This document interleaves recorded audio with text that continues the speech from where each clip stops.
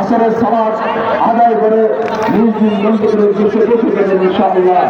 আপনারা শৃঙ্খলার সাথে ত্যাগ করবেন, কোনো বিশৃঙ্খলা করবেন না।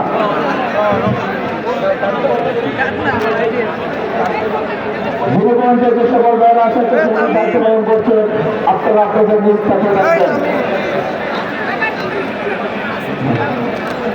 সংগ্রামী সাথী বন্ধুগণ, আমাদের